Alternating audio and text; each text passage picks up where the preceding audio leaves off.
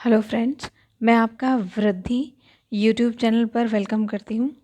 अभी तक मैं अपनी 10 वीडियोस को डाल चुकी हूँ। 10 वीडियोस मेरी ऑलरेडी अपलोडेड हो चुकी हैं। ये मेरी 11 नंबर की वीडियो है, 11th नंबर की वीडियो है ये मेरी। और इससे पहले की वीडियोस ऑलरेडी अपलोडेड हो चुकी हैं। ये जो हमारी क्लासेस हैं ये बेसिकली सीटेट के लिए हैं। सीटेट में जो सोशल साइंस पेपर होता है, पेपर नंबर 2, उसकी क्लासेस हैं। और अभी तक मैंने जो हमारा सेकंड चैप्टर था सिर्फ उसे ही 2 पार्ट में बनाया है। जैसे जैसे आप चैप्टर्स के अंदर इंक्लूड होते जाएंगे, जैसे जैसे आप चैप्टर्स को पढ़ते जाएंगे तो आपको 2 टॉपिक्स नज़र आएंगे। बेसिकली एक टॉपिक जो 6 क्लास के चैप्टर के टॉपिक हैं, और दूसरा वो जो सीटेट का जो पर्टिकुलर एक उसका सीटेट का जो पर्टिकुलर सिलेबस दिया हुआ है उसमें जो गिवन टॉपिक है। तो कई बार ऐसा भी हुआ है कि टॉपिक्स को आपस में मर्ज करके बनाया गया है, क्योंकि अगर आप थोड़ा सा बुक को कंसल्ट करेंगे तो आपको पता लगेगा कि एनसीईआरटी की बुक में बेसिकली ये दिया होता है कि अगर आपको इस वाले अध्याय को कंसल्ट करना है तो आप अध्याय 8 में जाओ, आपको अगर ये वाला टॉपिक कंसल्ट करना है तो आप अध्याय इसमें जाओ। तो कहीं ना कहीं इससे पूरा का पूरा जो हमारी बुक है, सारी मतलब बुक के सारे ही चैप्टर्स वो कहीं ना कहीं आपस में इस सिलेबस का हिस्सा बन जाते हैं। इसलिए मैंने किसी भी टॉपिक को नहीं छोड़ा है और अच्छे से समझाने की कोशिश की है। और अगर आपको लगता है कि कुछ और चेंजेस आने चाहिए तो आप मुझे कमेंट बॉक्स में लिख सकते हैं।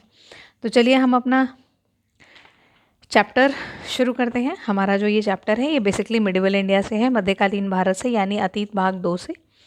तो हम यहाँ पे देखते हैं कि यहाँ पर हमारा जो चैप्टर है वो इंक्लूड होता है नए राजा और उनके राज्य के बारे में। नए राजा और उनके राज्य, यहाँ पे सबसे ज़्यादा ज़रूरी चीज़ें हैं, कुछ बातें आप जान लीजिए। अभी तक हमने एंशंट भारत में, प्राचीन भारत में विचारों तक चीज़ों को पढ़ा कि नए नए विचार पनप रहे थे, नई नई चीज़ें जिनका मतलब वैज्ञानिक तौर पर विकास हो रहा था, महाकाव्य लिखे जा रहे थे, साथ ही साथ ऐतिहासिक तरीके से बदलाव आ रहे थे, धर्म में परिवर्तन आ रहे थे। आम जनता जो थी वो भी अब मंदिरों में जाकर पूजा अर्चना कर सकती थी, जिससे पहले ब्राह्मण लोग किया करते थे। महावीर, जैन धर्म, इस तरीके के धर्म अस्तित्व में आना शुरू हो गए थे। अब हम देखते हैं नए राजा और उनके राज्य के बारे में, जैसा कि ये आज का हमारा टॉपिक है। अब ये बात होती है, ये समय शुरू होता है तकरीबन 700 जो हमारा जो 7वीं सदी है उसके बाद से हमारा ये जो समय है वो शुरू होता है। यहाँ पे थोड़ा सा ज़्यादा समझने वाली बातें हैं, थोड़ा सा ठीक से समझें आप। देखिए, ये ऐसा समय था जब बड़े बड़े लेवल पर एक से दूसरे स्थान पर लोग आते जाते थे, यानी तकरीबन ये जो समय था वो तकरीबन 700 के आसपास का समय था। अब हम ये देखते हैं कि यहाँ पर लोग एक से दूसरे स्थान पर जाते थे, तो ज़्यादातर जो यात्राएं की जाती थी वो नाव के माध्यम से की जाती थी। भाई जल के रास्ते ही यात्राएं होती थी। इन यात्राओं में लोग एक स्थान से दूसरे स्थान तक जाते थे। सॉरी। इनकी वजह से लोग एक स्थान से दूसरे स्थान पर जाते थे। अब यहाँ पर कई चीज़ों का आदान प्रदान होता है। ये जो चीज़ें थी इनमें ज़बरदस्त बदलाव हुए। ये बदलाव किस तरीके के थे? पहला बदलाव जो ड्रास्टिक चेंज था वो कहलाता है प्रौद्योगिकी के क्षेत्र में। प्रौद्योगिकी का मतलब होता है हमारा जो टेक्निक्स है, जो तकनीक है, तकनीक के क्षेत्र में विकास। जैसे रहट, आपने रहट सुना होगा, गोल गोल चक्रीनुमा होता है और पानी को किसी तालाब से या कुएं से लेकर बाद में उसे खेतों में डाला जाता है, गोल गोल घूमता है। और वो किसी बैल के माध्यम से या किसी जानवर के माध्यम से जानवर गोल गोल घूमता रहता है। और साथ ही साथ रहट भी गोल गोल घूमती है। तो रहट में जो एक खाँचे बने होते हैं, वो खाँचे पानी लेकर दूसरी तरफ डाल देते हैं। तो अगर आप थोड़ा सा यूट्यूब पर सर्च करेंगे तो नेट के बारे में आपको पता लग जाएगा। आगे हैं चरखे। चरखे मतलब सूत काटने के लिए, यानी कपास का उत्पादन तो काफ़ी पहले से भारत में होता ही था। हाँ, अगर हम महापाषाण काल के बारे में बात करें तो उस समय से इसका मतलब चरखे जो थे वो सूत काटने का काम किया जाता था, कपास की खेती होती थी। साथ ही साथ एक सबसे महत्वपूर्ण चीज़ थी, वो थी बारूद। बारूद का आविष्कार, हथियार। ये जो बारूद का आविष्कार था ये विदेशी उपज थी, यानी जो दूरस्थ व्यापारी हमारे देश में आते थे, जो दूरस्थ व्यापारी भारतीय महाद्वीप में व्यापार के लिए आते थे, उन सभी ने अपनी इन खोजों को भारतीयों के साथ शेयर किया। साथ ही साथ जो बदलाव आए वो आए खान पान में। अब खान पान में क्या बदलाव आते हैं? खान पान में बदलाव आते हैं आलू की खेती। आलू की खेती पहले भारत में नहीं होती थी, ये भी विदेशों से ही आई है। साथ ही साथ मक्का, इसके अलावा मिर्च, इसके अलावा चाय और कॉफ़ी। चाय कॉफ़ी के लिए तो हम ये जानते हैं, हाँ, वो जो उपनिवेशीकरण था, उपनिवेशीकरण के दौरान तो चाय और कॉफ़ी ने तो बवाल ही मचा दिया था, क्योंकि चाय और कॉफ़ी के लिए तो बहुत सारे झगड़े हुए। साथ ही साथ अमेरिका में भी बोस्टन टी एक आंदोलन चलाया गया था। ऐसे कई आंदोलन चलाए गए थे। चलिए, अभी हम यहाँ पर उन चीज़ों को स्टडी नहीं कर रहे हैं। तो यहाँ पर देखिए कि और भी क्या बदलाव आए, और ये बदलाव थे कि जो भारतीय उपमहाद्वीप है उसमें लोग अपनी संभावनाओं को तलाशने लगे। इन संभावनाओं का मीनिंग क्या हुआ? इन संभावनाओं का मीनिंग ये था कि इस समय में भारत से किन्हीं चीज़ों का निर्यात होता था, यानी कुछ चीज़ें हैं जो विदेशों में जाती थी, और कुछ चीज़ें हैं जिनका आयात किया जाता था जो बाहर से भारत में आती थी। तो भारतीय उपमहाद्वीप में बहुत सारे लोग अपनी संभावनाओं को तलाशने लगे। उन्हें लगा कि भारतीय उपमहाद्वीप में हमारे मतलब तकनीक को खोजने की जो भी चीज़ें हैं, या अपने आप को आगे बढ़ाने की चीज़ें हैं, या संपन्न होने की जितनी भी बातें हैं, वो सारी संभावनाएं शायद भारत में मिल सकती हैं। इसलिए ज़्यादातर लोग अपना रुख भारत की तरफ करने लगे। अब हम यहाँ पे देखते हैं कि कुछ और चीज़ें हैं जो अस्तित्व में आती हैं। ये समय रहा तकरीबन 8वीं से लेकर 14वीं सदी के बीच में। यहाँ पर नए राजा और उनके राज्यों के बारे में बातें होती हैं, क्योंकि 8वीं से लेकर 14वीं सदी के बीच में हम देखते हैं कि बहुत तेज़ी से बदलाव आ रहे हैं, और उसके बाद शुरू हो जाता है हमारा सल्तनत का पीरियड। तो हम ये देखते हैं कि 8वीं से 14वीं सदी में राजपुत्र नामक एक शब्द था, जिसको आगे चलकर राजपूत बना दिया गया। राजपुत्र एक शब्द था जिसको आगे चलकर राजपूत बना दिया गया। और हम जानते हैं राजपूत जो वर्ग है वो किस में शामिल होते हैं? क्षत्रिय वर्ग में शामिल होते हैं। तो राजपूत वर्ग बनाया गया। लेकिन शुरुआत में, यानी 8वीं से लेकर 14वीं सदी में जब ये वर्ड जो था ओरिजिनेट हुआ, तो उस समय में राजपूत शब्द, इसका अर्थ होता था राजा, सामंत, सेनापति और सैनिक। इनमें से कोई भी, या तो राजपूत कोई राजा हो सकता था, या वो सामंत हो सकता था, या सेना का सेनापति, या स्वयं सैनिक। अब अगर हम आगे थोड़ा सा देखें, राजनीतिक दृष्टि से न केवल अब राजा खुद को स्थापित करने की कोशिश करता है, न कोई पर्टिकुलर वर्ग अपने आप को स्थापित करने की कोशिश करता है, बल्कि कुछ अन्य जाति हैं जो खुद को स्थापित करने की कोशिश करती हैं। मतलब वो हालांकि क्षत्रिय नहीं हैं, पर उसके बावजूद भी वो क्या करती हैं? वो क्षत्रियत्व यानी खुद के राज्य को स्थापित करने की कोशिश करती हैं। यहाँ हम देखते हैं ब्राह्मण भी लड़ाई करते हैं, मराठे भी झगड़ रहे हैं, जाट भी अपना अस्तित्व पाने की कोशिश कर रहे हैं, कायस्थ भी अपना अस्तित्व पाने की कोशिश कर रहे हैं। तो इस तरह से न केवल युद्ध का काम राजपूतों का हो गया, राजपूतों का ही नहीं बल्कि अन्य वर्ग हैं जिन्होंने खुद को स्थापित करने की कोशिश की। तो ये एक सबसे इम्पॉर्टेंट चीज़ थी जो हम 8वीं से 14वीं सदी के बीच में देखते हैं। अब यहाँ पर एक क्वेश्चन पूछा जा सकता है, इसलिए इस बात का ध्यान दें। और साथ ही साथ ये राजपूत, राजपुत्र, ये किन किन को कहा जा सकता था? तो ऑब्जेक्टिव टाइप ऑफ क्वेश्चंस में इस तरीके के क्वेश्चन पूछ लिए जाते हैं। कौन से ऐसे वर्ग थे जिन्होंने खुद को स्थापित करने की कोशिश की? इसमें थे मराठा, जाट, साथ ही साथ सिख, अहोम, ये एक जनजाति थी, और साथ ही कायस्थ। ये कुछ ऐसे वर्ग थे जिन्होंने खुद को स्थापित करने की कोशिश की। इसके बाद दूसरा जो विस्तार आता है वो आता है खेती में, यानी कृषि में, एग्रीकल्चर में बहुत बड़े चेंजेस आते हैं यहाँ पर। एग्रीकल्चर में सबसे पहले नए कृषकों का उदय हुआ। अब इसका मतलब क्या है भाई, नए कृषकों का उदय हुआ? इसको मैं आपको समझा देती हूँ। यहाँ पर इस बात से मतलब है कि जो कृषक होते थे, जो उस समय के कृषक होते थे, उनके पास अपनी ज़मीनें होती थी। उस समय के कृषकों के पास अपनी ज़मीनें थी, लेकिन राजाओं का विस्तार हो रहा है, जनसंख्या का विस्तार हो रहा है, तो जो बेसिकली जंगल हुआ करते थे, एक मिनट,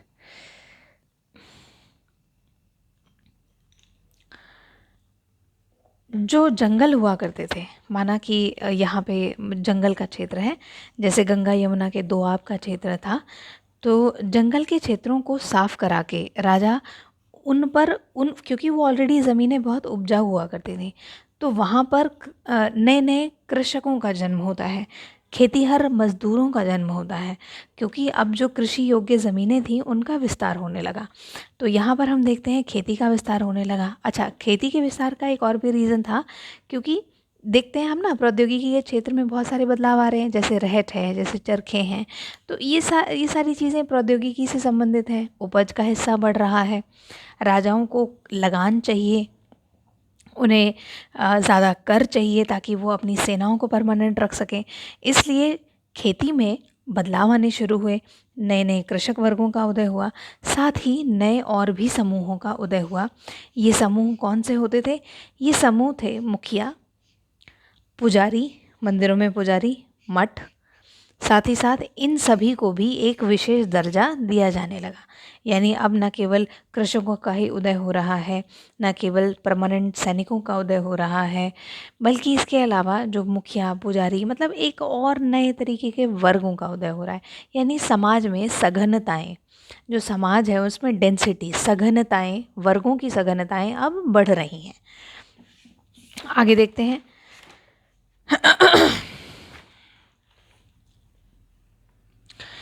इस समय में जाति पंचायत हुआ करती थी। ये बहुत इंपॉर्टेंट है, एक नंबर में पूछा जा सकता है।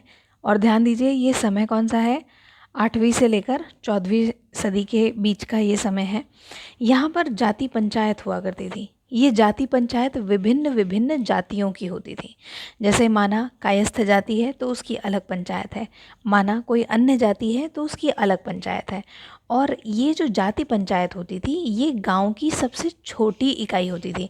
अब आप ये समझिए कि एक गांव में बहुत सारी जातियां होती होंगी और उन सभी जाति की अपनी अपनी एक पंचायत होती थी, और वो जाति की जो पंचायत होती थी, उस जाति में जो सबसे बुज़ुर्ग इंसान होता था, वो उस जाति की पंचायत का नेतृत्व करता था।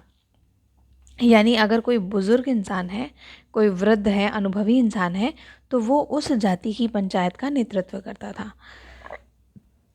आगे हम देखते हैं हिंदू धर्म। हिंदू धर्म में कुछ परिवर्तन देखने में आते हैं। ये परिवर्तन किस प्रकार के थे? इस समय में जो नए देवी देवताओं की पूजा होने लगी। जो देवी देवता थे उनकी पूजा होने लगी। इससे पहले एक बात मत भूलिए कि जब हम इमारतों के बारे में पढ़ रहे थे तो हमने ये देखा कि एकाश्मक मंदिर बनवाया गया था। महाबलीपुरम का जो मंदिर था, ये मंदिर बनवाया गया। तो ये मंदिर जो थे वो बेजोड़ नमूना थे वास्तुकला का। तो यहाँ पर मंडप बनाया जाता था, गर्भगृह बनाया जाता था जहाँ पे मूर्तियाँ स्थापित की जाती थी। तो उस तरह से एक नया पूजा का जो सिस्टम था, पूजा की जो पद्धति थी, उसमें और ज़्यादा निखार आता गया। नए नए देवी देवताओं को पूजा जाने लगा। साथ ही ब्राह्मणों का महत्व और बढ़ गया। जैसा कि अभी हमने देखा, पुजारी वर्ग बना, मठ के लोग बने। तो इस तरह से जो ब्राह्मण थे, ये जो वर्ग था, इनका इनका सम्मान जो था, इनका महत्व बहुत बढ़ गया। साथ ही साथ राजा होते थे, राजा इन्हें बहुत संरक्षण प्रदान करते थे। ब्राह्मणों को बहुत संरक्षण प्रदान करते थे राजा, तो इसलिए ब्राह्मणों का महत्व और भी ज़्यादा बढ़ गया। साथ ही साथ हिंदू धर्म में जो कर्मकांड थे वो बहुत महत्वपूर्ण हो गए। जैसे अनेक प्रकार के अब और भी ज़्यादा कर्मकांड किए जाने लगे। जैसे पहले यज्ञ, हवन आदि, अब इस तरह से कुछ और भी ज़्यादा थे, कर्मकांड जो थे वो बढ़ गए। आगे देखते हैं हम एक हिंदू धर्म जिसमें परिवर्तन आ रहा है। एक्चुअली परिवर्तन तो सभी धर्मों में आ रहा है। सभी धर्म जो है वो अलग अलग भागों में बँट रहे हैं, कोई 2 भागों में बँट रहे हैं, कोई और अन्य भागों में बँट रहे हैं, किन्हीं में और बदलाव आते जा रहे हैं। तो ये बदलाव कहीं न कहीं अभिन्न अंग थे नई चीज़ों को समझ पाने का। आगे हम देख पाते हैं कि इसी समय में कुरान शरीफ यानी मुसलमानों की पवित्र जो पुस्तक थी कुरान शरीफ, वो भी हमारे अस्तित्व में आती है। उसके बारे में हम यहाँ पे स्टडी कर रहे हैं क्योंकि यहाँ पर धर्म से संबंधित भी बदलाव आने लगे। कुरान शरीफ जो था, कुरान शरीफ ये तकरीबन 7वीं सदी के आसपास में, कब से? 7वीं सदी के आसपास में ये अस्तित्व में आया। क्या अस्तित्व में आया? कुरान शरीफ। क्यों आया? क्योंकि व्यापारी जो होते थे और अप्रवासी यानी जो दूरस्थ की यात्राएं करते थे, व्यापारी अप्रवासी जो बेसिकली मध्य पश्चिम एशिया से आते थे, तो वो उन्होंने कुरान शरीफ को अस्तित्व में वो लेकर आए। आगे उन्होंने कहा, आगे इन व्यापारी और प्रवासियों ने कुरान शरीफ से तो इंट्रोड्यूस करा दिया सबको, साथ ही साथ सामाजिक जो पृष्ठभूमि थी, मतलब कुरान शरीफ में क्या था, सामाजिक पृष्ठभूमि का कोई नज़रिया नहीं था। सामाजिक पृष्ठभूमि का मतलब ये होता है जैसे अन्य धर्मों में अलग अलग वर्ग और वर्ण जाति व्यवस्था थी, इस तरह की जाति व्यवस्था, इस तरह का जो सामाजिक पृष्ठभूमि थी कि भाई शूद्र हैं तो मंदिर में नहीं जाएंगे, शूद्र हैं तो सबसे पहले लकड़ी पर ज़ोर से आवाज़ करेंगे, तब जाके वो बाज़ार में प्रवेश करेंगे। तो इस तरीके की कोई सामाजिक पृष्ठभूमि मुसलमान ये जो धर्म था इसमें नहीं थी। कुरान शरीफ में ऐसी किसी बातों को नहीं दिया गया था। तो यहाँ पे इस बात को समझ जाइए कि जो सामाजिक पृष्ठभूमि है उसका नज़रिया कुरान शरीफ में नहीं था, यानी इनमें विभिन्नताओं, इतनी गहन विभिन्नताओं पर ध्यान नहीं दिया गया। साथ ही साथ कुरान शरीफ में उल्लेमाओं, कुरान शरीफ इसलिए भी महत्वपूर्ण है क्योंकि इसमें उल्लेमा होते थे। उल्लेमा कौन थे? उल्लेमा धर्म के शास्त्री होते थे, धर्मशास्त्री होते थे उल्लेमा। साथ ही साथ इस्लाम धर्म में एक न्याय का सिद्धांत है। इस्लाम धर्म में जो न्याय का सिद्धांत है उसे किन्हीं नामों से जाना जाता है। न्याय का सिद्धांत, ये आपकी आसान भाषा में समझने के लिए, न्याय के सिद्धांत को कहा जाता था हनफी और शफ़ी। हनफी और शफ़ी, इसका मतलब क्या था? इस्लाम में न्याय का सिद्धांत, इस्लाम में न्याय के सिद्धांत को कहा जाता था हनफी और शफ़ी। साथ ही साथ यहाँ पर जैसा कि हम जानते हैं मुसलमान धर्म ये 2 भाग में था। एक था सिया वो लोग थे जो पैगंबर साहब को मानते थे, उनकी जो विचारधाराएं हैं उनको मानते थे, और सुन्नी वो थे जो कट्टरपंथी थे, जो खलीफा को मानते थे। ठीक है, तो ये सारी की सारी चीज़ें जानना बहुत ज़रूरी है क्योंकि ये नाम बहुत इम्पोर्टेंट है। ये एक एक नंबर में पूछा जाता है। एक्चुअली क्वेश्चन तो सारे ही 1 मार्क्स के होते हैं, लेकिन एक टोन बन गई है बार बार ये कहने की कि 1 मार्क्स में आते हैं। हालांकि मेरा कहने का मतलब पर्टिकुलर चीज़ों के इम्पॉर्टेंट होने से है कि वो बहुत ज़्यादा इम्पॉर्टेंट है।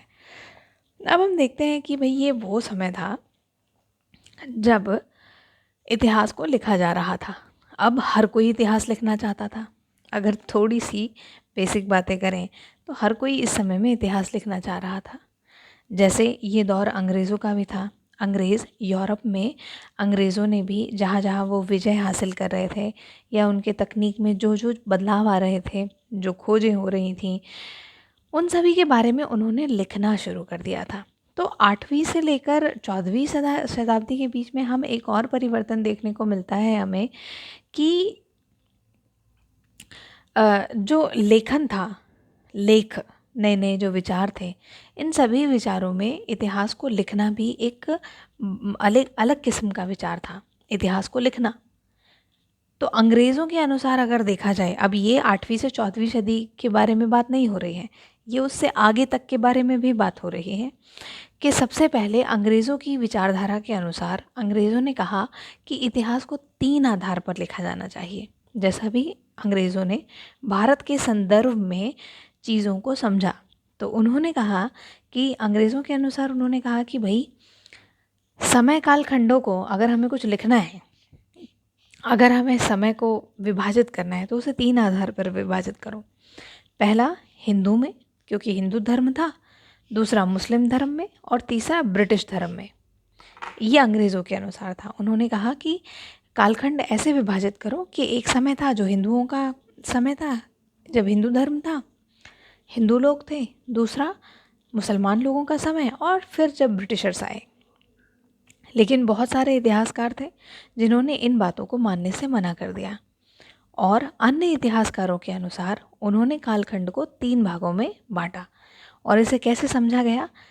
प्राचीन काल, मध्यकालीन और फिर आधुनिक। प्राचीन काल यानी प्राचीन, मध्यकालीन और आधुनिक, जिसमें कई बार ये माना गया है कि मध्यकालीन समय रूढ़िवादिता का समय था।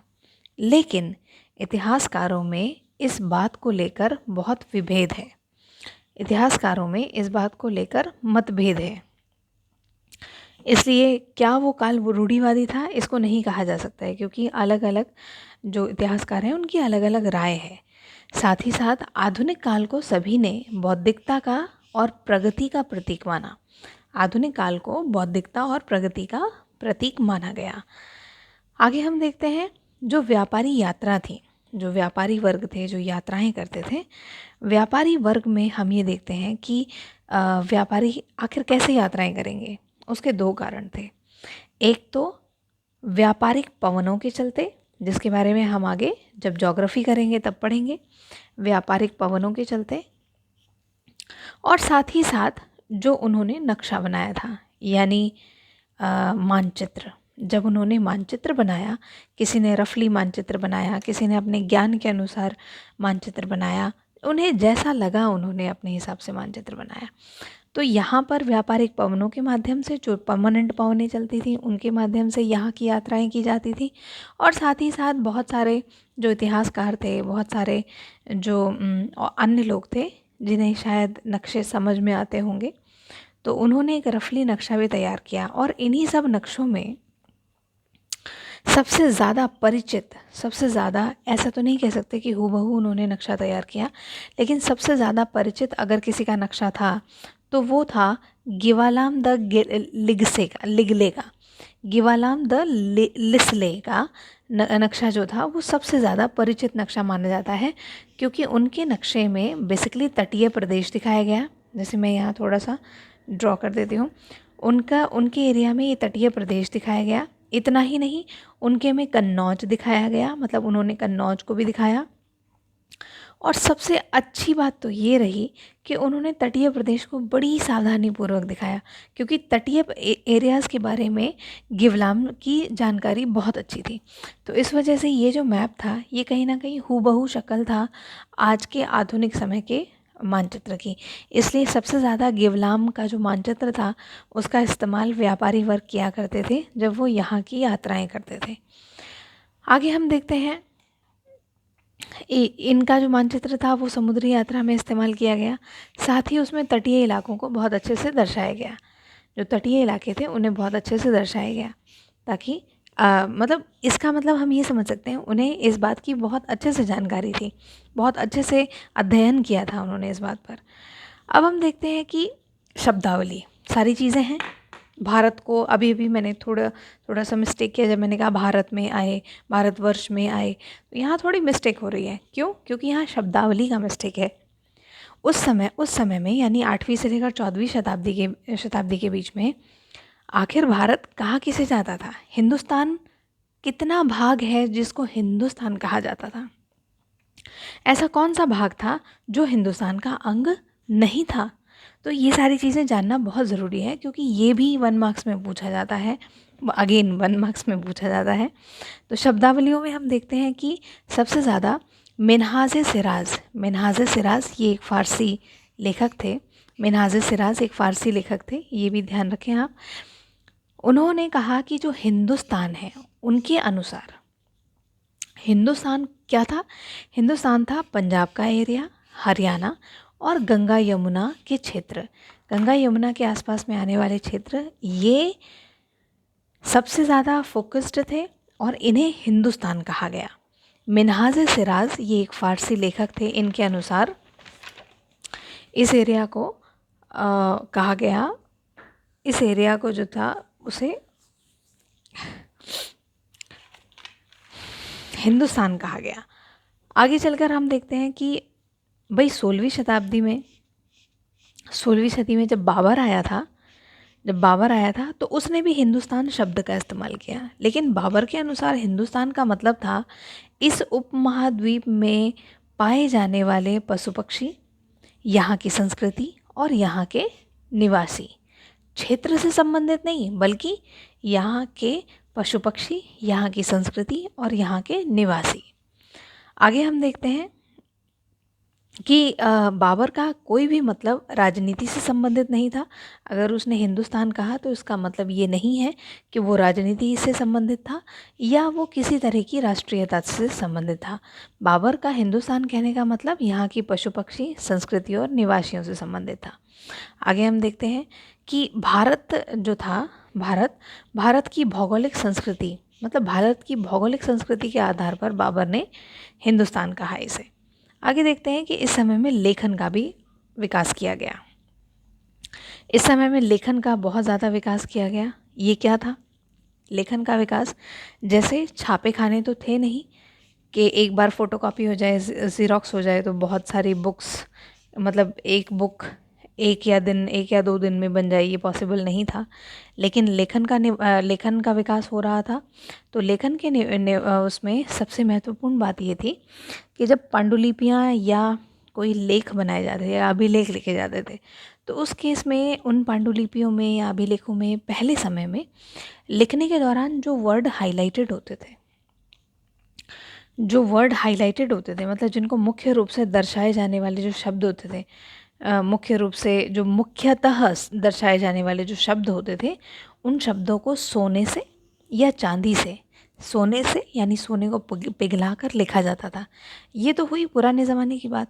अभी क्या था? अभी क्योंकि किताबें बड़ी मात्रा में लिखी जा रही थी, हर राजा अपने बारे में लिखवाना चाह रहा था, प्रशस्ति बनाई जा रही थी, साथ ही साथ अभिलेख लिखे जा रहे थे। तो इन सब में छापे खाने नहीं थे, लेकिन इन किताबों को नकल नवीस के द्वारा लिखा जाता था। मतलब इन किताबों को कॉपी करने वाले, यानी एक किताब लिखी गई, उसको हाथ से लोग कॉपी कर रहे हैं। लिपिक हुआ करते थे जो इसे लिखते थे। साथ ही दो तरीके की लिपि यहाँ पर संदर्भ में आती है। कैसे? एक लिपि थी नास्तिक लिपि। ये जो नास्तिक लिपि थी, ये बाईं ओर लिखी जाती थी। कौन सी ओर लिखी जाती थी? बाईं ओर लिखी जाती थी। और बेसिकली जिन लोगों को फ़ारसी और अरबी का ज्ञान होता था, वो इन नास्तिक लिपियों को पढ़ सकते थे।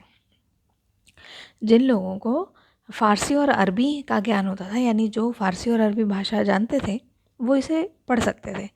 साथ ही साथ शिकस्त लिपि। अब ये शिकस्त लिपि क्या थी? ये दाईं ओर लिखी जाती थी। तो इस तरीके से लिपियों का विकास हम देख रहे हैं, यानी एक नई तरीके की चीज़ों का विकास यहाँ पर हो रहा है, ताकि चीज़ों को बहुत अच्छे से समझा जाए। आगे हम देखते हैं कि सातवीं सदी थी, सातवीं सदी में एक और सबसे ज़्यादा महत्वपूर्ण चीज़ें थी, और वो थे पद। कौन कौन से पद? इसमें थे सामंत के पद। सामंत के बारे में जिक्र अभी हमने बिगिनिंग में ही पढ़ा है। तो सामंत जो होते थे, ये कौन थे? सामंत होते थे या तो ये योद्धा होते थे, या सरदार होते थे, या मातहत होते थे। सामंत ये अलग अलग कैटेगरी है, मतलब सामंत की कैटेगरी नहीं, मतलब इनके अलग अलग नामों से जाने जाते थे। माना ये योद्धा हो सकते थे, सरदार हो सकते थे, या मातहत हो सकते थे। कुछ ऐसे भी सामंत थे जो बड़ी बड़ी उपाधियां भी धारण करते थे, जैसे महासामंत, जैसे महामंडलेश्वर। कुछ ऐसे भी सामंत थे जो इतनी बड़ी बड़ी उपाधियां भी धारण करते थे। साथ ही साथ ये जो सामंत होते थे, ये राजा के प्रति उत्तरदायी होते थे। ये राजा को समय समय पर उपहार देते थे, राजा को सैन्य सुविधाएं देते थे, और कई बार ये स्वतंत्र होने का दावा भी कर देते थे। कैसे? अब इस बात को समझो। जो सामंत थे, उनके पास, क्योंकि राजा जो था वो हमेशा इतनी बड़ी सेनाओं का निरीक्षण नहीं कर सकता था, इसलिए उसने अपने सामंत बनाए, अपने विश्वास पात्र लोगों को कुछ ज़मीनें दे दी। उन ज़मीनों पर ये लोग वहाँ से राजस्व वसूलते थे, और उपरोक्त अपनी क्षमताओं के अनुसार ये सिपाही रखते थे। कई बार राजा के द्वारा सिपाहियों की संख्या को निश्चित कर दिया जाता था और कई बार शायद नहीं किया जाता होगा। तो ऐसे केस में जो सामंत होते थे वो खुद बड़ी बड़ी उपाधियां धारण कर लेते थे। कैसे? क्योंकि उनके पास सिपाही हैं, मतलब, और उनके पास वो सारी चीज़ें हैं। एक तरह से कहा जाए कि ये छोटे राजा हो जाते थे।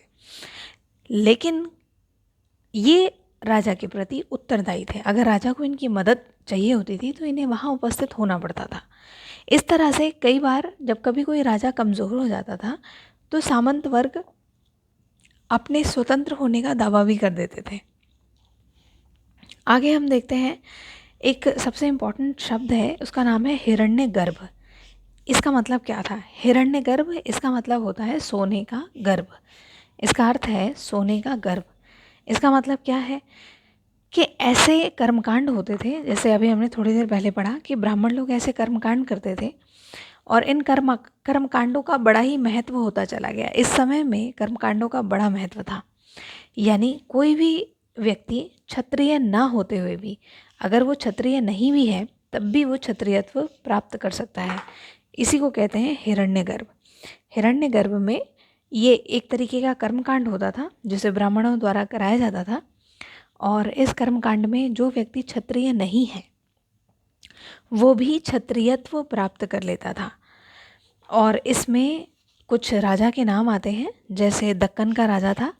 दक्कन का राजा मतलब दक्कन का जो एरिया था उसमें जो राष्ट्रकूट एक राजवंश था, उस राष्ट्रकूट राजवंश का सबसे प्रतापी राजा दंतिदुर्ग, उसने भी हिरण्यगर्भ नामक जो कर्मकांड था उसे कराया। साथ ही साथ एक उदाहरण इसमें और मिलता है, वो है मयूर शर्मण का उदाहरण। मयूर शर्मण ये गुज्जर प्रतिहार थे और देखा जाए तो ये हरिचंद्र ये एक ब्राह्मण थे, लेकिन ब्राह्मण हो जाने के बावजूद भी इन्होंने हिरण्यगर्भ जैसा कर्मकांड कराया, यानी इन्होंने भी क्षत्रियत्व को प्राप्त किया। दूसरा, ये क्षेत्र थे, कौन कौन से क्षेत्र थे जहाँ पे हिरण्यगर्भ मतलब इस तरीके के राजा क्षत्रियत्व प्राप्त करते थे? ये एरिया था कर्नाटक का और राजस्थान का। आगे हम देखते हैं लगान। और क्या इम्पोर्टेंट रहा भाई, सारी चीज़ों को देख पा रहे हैं तो यहाँ पे लगान कैसे छूट सकता है? लगान तो बहुत इम्पोर्टेंट है, उसके बिना तो राजा का काम ही नहीं चलता। अब लगान यहाँ इम्पोर्टेंट है। लगान किस किस से लिया जाता था? लगान लिया जाता था कृषकों से, पशुपालकों से, कारीगरों से और व्यापारियों से। इनसे लगान लिया जाता था। साथ ही साथ कुछ और भी लगान होते थे जिनके अलग अलग नाम थे। जैसे एक लगान था जिसका नाम था वेट्टी। वेट्टी नामक एक लगान था। ये लगान श्रम के रूप में लिया जाता था, यानी माना कि राजा का कोई खेत है और उस खेत पर अपना श्रम देना, यानी उस खेत पर जाकर बिना किसी पैसे के वहाँ पर काम करना। तो ये हो गया एक वेट्टी नाम का कर। दूसरा, कदमाई कर। अब ये कदमाई कौन सा कर था? ये भूमि का राजस्व था। कदमाई नामक जो कर था ये भूमि का राजस्व कर था। आगे और देखते हैं, भूमि का राजस्व कर था और साथ ही साथ कुछ और कर लगाए जाते थे। जैसे यदि कोई इंसान मकान की छत बनवा रहा है तो उसके लिए कर दिया जाता था। अगर कोई अपनी पारिवारिक संपत्ति पर उत्तराधिकार सिद्ध करना चाहता है, मतलब उसके परिवार की ही संपत्ति है, वो उत्तराधिकारी बनना चाह रहा है, तो वहाँ पर भी कर दिया जाता था। साथ ही साथ अगर कोई व्यक्ति खजूर या ताड़ के पेड़ पर सीढ़ी लगाकर चढ़ रहा है तो उस पर भी कर दिया जाता था। तो इस तरीके के कुछ कर थे उस समय में जो लिए जाते थे। दूसरा हम यहाँ देखते हैं प्रशस्तियाँ। प्रशस्तियाँ मैंने कई बार बताया है, प्रशस्तियों का मतलब है प्रशंसा, यानी राजा की प्रशंसा। तो प्रशस्तियाँ सबसे ज़्यादा ब्राह्मणों के द्वारा लिखी जाती थी और इसके अलावा कवियों के द्वारा भी वही लिखी जाती थी। तो प्रशस्तियों में जो ये ब्राह्मणों के द्वारा रची जाती थी। तो यहाँ पर ब्राह्मणों को भूमि अनुदान के बारे में लिखा गया है। प्रशस्तियाँ, कुछ ऐसी भी प्रशस्तियाँ हैं जो ताम्रपत्र पर हैं, यानी तांबे के पत्रों पर प्रशस्तियाँ लिखवाई गई हैं और ये बेसिकली उन ब्राह्मणों को भूमि अनुदान दी गई हैं। तो इस पर राजा की एक सील, मोहर लगी होती थी, जिससे ये पता लगता था कि भाई ये एक कानूनी दस्तावेज है, एक प्रमाणिक कानूनी दस्तावेज है, राजा के द्वारा इस ब्राह्मण को ज़मीन दी गई है। आगे हम देखते हैं कि 12वीं शताब्दी और भी क्यों इम्पोर्टेंट है। 12वीं सदी इसलिए भी इम्पोर्टेंट है क्योंकि 12वीं सदी में अभी तक हमने देखा, यहाँ तक हमने क्या देखा कि हर कोई जो है वो राजा के बारे में बहुत अच्छा ही लिख रहा है, हर कोई राजा की प्रशंसा कर रहा है। तो जब राजा सरदार की श्रेणी में था तो तब भी उसने दान दिया, जब वो महान राजा बना तब भी उसने कवियों को दान दिया, लेखकों को दान दिया, जब वो और भी ज़्यादा पॉपुलर राजा बना तब भी वो कवि और दरबारी कवियों को अपने दरबार में रखता था। तो ये जो सारी चीज़ें थी ये कहीं ना कहीं राजा की प्रशंसा से संबंधित थे। राजा अपनी प्रशंसा पाने के लिए वो ये सारे के सारे काम करता था, कवियों को अपने दरबार में रखता था। लेकिन यहाँ पे एक केस है, वो बड़ा ही एक्सेप्शनल केस है। यहाँ पर बात करते हैं हम कल्हड़ की। अब कल्हड़ ने लिखी थी राज तरंगिनी।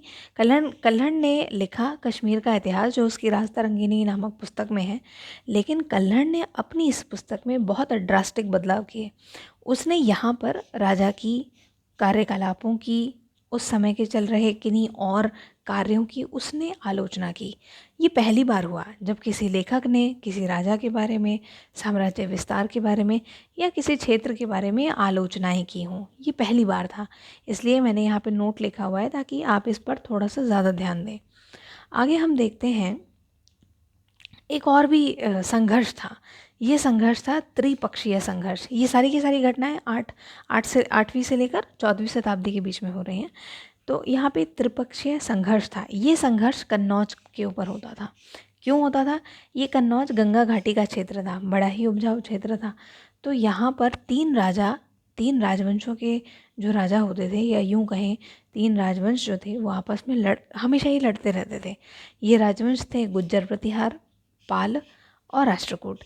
और किस लिए लड़ते थे? सिर्फ कन्नौज घाटी यानी कन्नौज पर अपने अधिकार को साबित करने के लिए ये लोग लड़ते रहते थे। इसीलिए इसे त्रिपक्षीय संघर्ष कहा गया। आगे यहाँ पर ये जो राजा वर्ग थे ये अपनी शक्ति सत्ता का प्रदर्शन करते थे। मतलब कि वो कितने शक्तिशाली हैं, वो कितने धनवान हैं, उसका प्रदर्शन करने के लिए ये राजा वर्ग जो होते थे ये अक्सर मंदिरों का निर्माण कराया करते थे। ये मंदिरों का निर्माण कराया करते थे और साथ ही साथ अपनी शक्ति का प्रदर्शन करने के लिए ये नए नए आक्रमण भी किया करते थे। अपनी शक्ति के प्रदर्शन के लिए ये नए नए आक्रमण भी किया करते थे। तो इस तरह से ये त्रिपक्षीय संघर्ष में हम देखते हैं कि राष्ट्रकूट, गुज्जर, पाल प्रतिहार, ये जितने भी राजा थे ये आपस में लड़ते रहते थे और साथ ही साथ अपनी शक्ति का प्रदर्शन करते रहते थे। आगे हम देखते हैं कि अफ़गानिस्तान, अब यहाँ पर बहुत बड़े बदलाव आते हैं।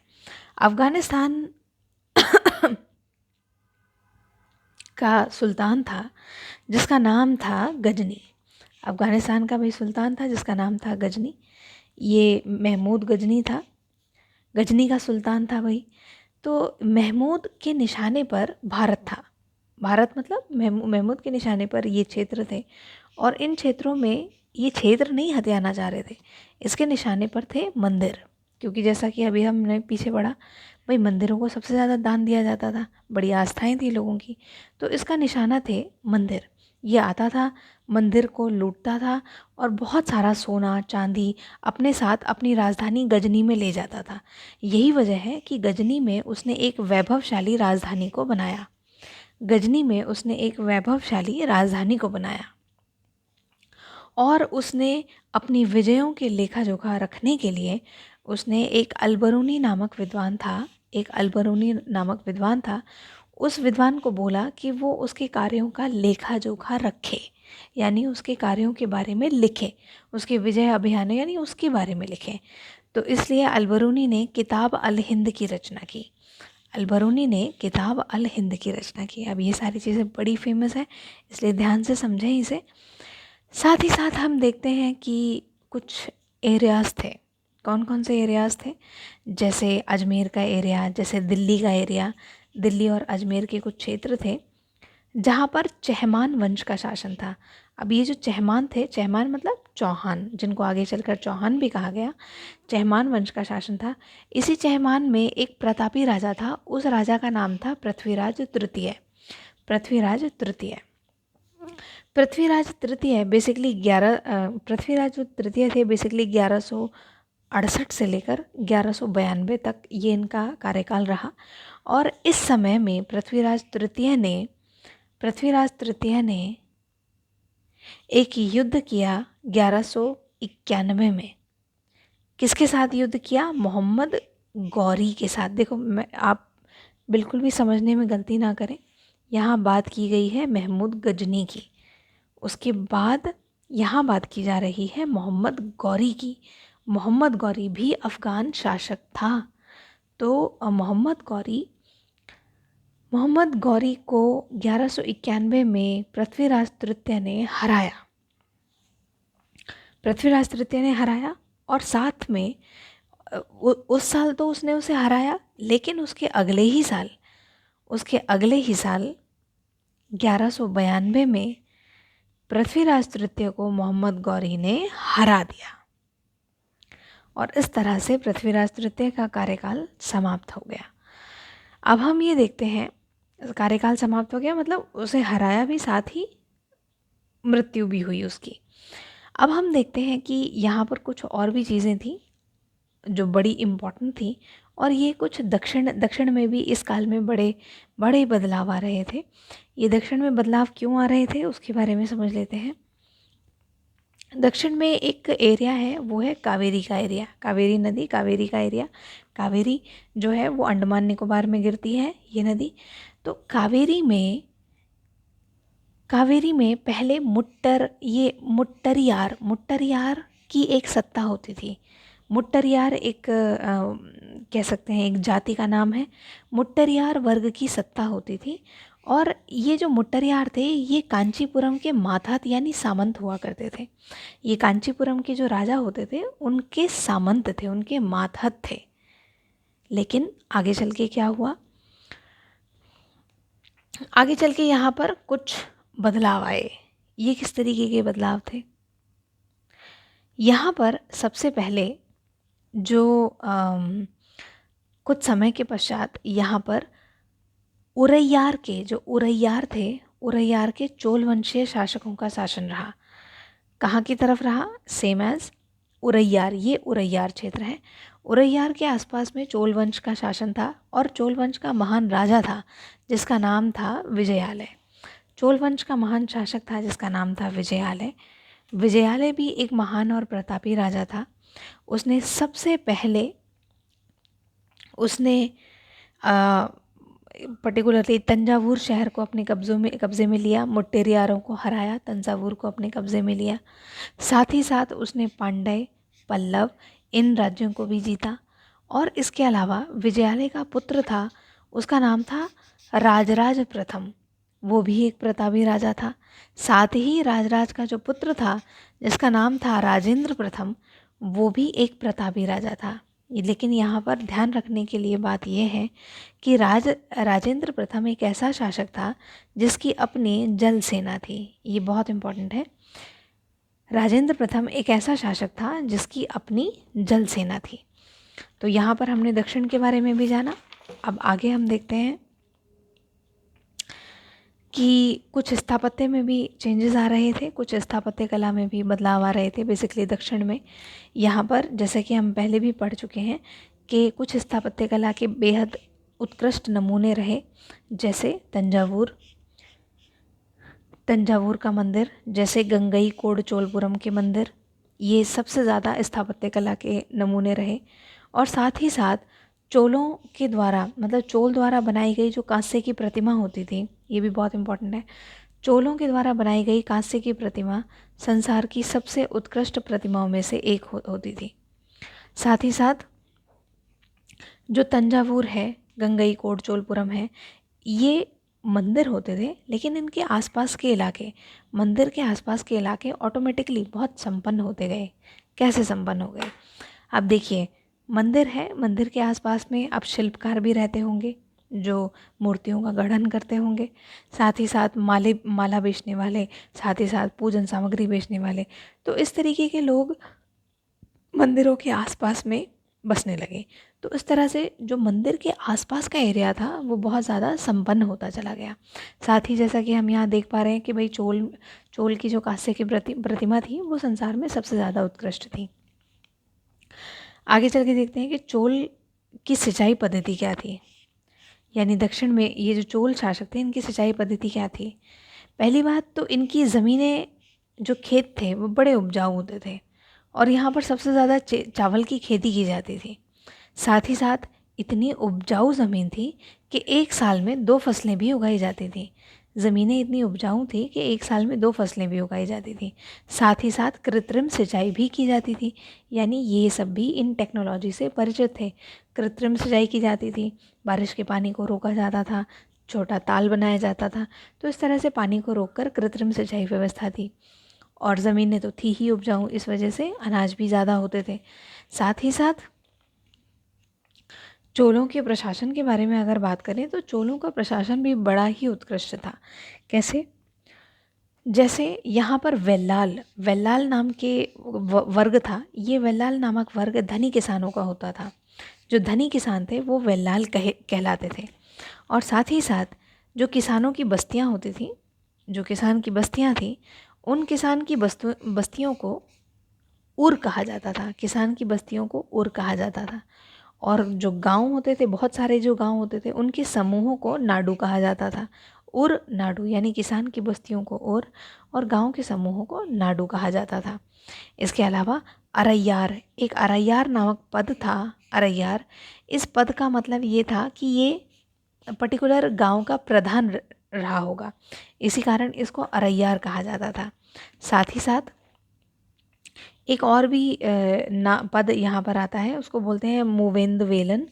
मूवेंद वेलन, ये मूवेंद वेलन कौन थे? इसका मतलब ये है कि ये एक ऐसा व्यक्ति या वर्ग रहा होगा जो 3 राजाओं को सेवा देने वाला था। अब 3 राजा कौन है ये तो समझ सकते हैं आप। तो 3 राजाओं को सेवा देने वाला था। हम ये देख पाते हैं कि भाई दक्षिण में थोड़ा सा राजाओं का वर्ग ज़्यादा ही था। अलग अलग राजा अपने सम्मान, अपनी प्रतिष्ठा को बनाए रखने के लिए एक तो भारी भरकम उपाधियाँ धारण करते थे, सामंत को रखते थे, और साथ ही साथ अपने अपने अलग अलग प्रशासन से चलते थे। तो यहाँ पर मूवेंद वेलन है, मूवेंद वेलन, उसका अर्थ था वो व्यक्ति जो 3 राजाओं को सेवा देने वाला हो। और साथ ही साथ अब थोड़ा सा ही रह गया है, थोड़ा एक एक और भी यहाँ पर पद था, और वो था ब्रह्मदेय। ब्रह्मदेय क्या होता था? ब्रह्मदेय एक भूमि अनुदान था। ब्रह्मदेय एक भूमि अनुदान था और यह अनुदान ब्राह्मणों को दिया जाता था। ब्रह्मदेय नामक भूमि अनुदान सिर्फ ब्राह्मणों को ही दिया जाता था। ये और ब्रह्मदेय जो था ये ब्राह्मण भूस्वामियों की देखरेख में ही होता था। पहली बात तो ये चीज़ें ब्राह्मणों को ही दी जाती थी, और दूसरा इसकी देखरेख भी ब्राह्मण भूस्वामी ही किया करते थे। साथ ही साथ ये जो ब्राह्मण भूस्वामी होते थे, ये मंदिरों की दीवारों पर बहुत सारे ब्यौरे भी दर्ज करवाते थे। यानी मंदिरों की दीवारों पर ब्यौरे दर्ज करवाने का जो काम होता था वो ब्राह्मण भूस्वामियों का होता था। ब्यौरा मतलब कोई भी आंकड़े या कोई भी उपलब्धि या कोई दान, ऐसा कुछ, मतलब जो भी ज़रूरी बातें हैं, ज़रूरी चीज़ें हैं, उनको उकेरवाने का काम ब्राह्मण भूस्वामी ही किया करते थे। साथ ही साथ नगरम, नगरम भी एक शब्द है भाई। नगरम का मतलब होता था व्यापारियों का संघ। हर जगह शिल्पकार हैं, सब कुछ है, तो भाई व्यापारी भी तो रहते होंगे, तो व्यापारियों के संघ को नगरम कहा जाता था। और साथ ही साथ यहाँ पर कुछ चुनाव के प्रमाण भी मिलते हैं। मतलब दक्षिण भारत में कुछ ऐसे भी जगह हैं जहाँ चुनाव के प्रमाण मिलते हैं। किस तरह से? कि उत्तर मेरु नामक अभिलेख, एक अभिलेख है जिसका नाम है उत्तर मेरु।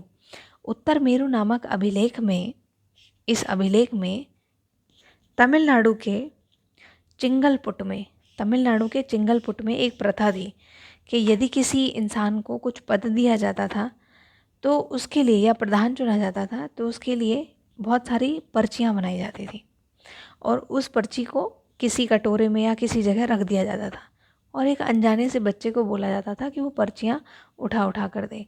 तो जैसे जैसे पर्चियाँ उठती थी लोगों का नाम आता था, क्योंकि उन पर्चियों पे लोगों के नाम लिखे होते थे।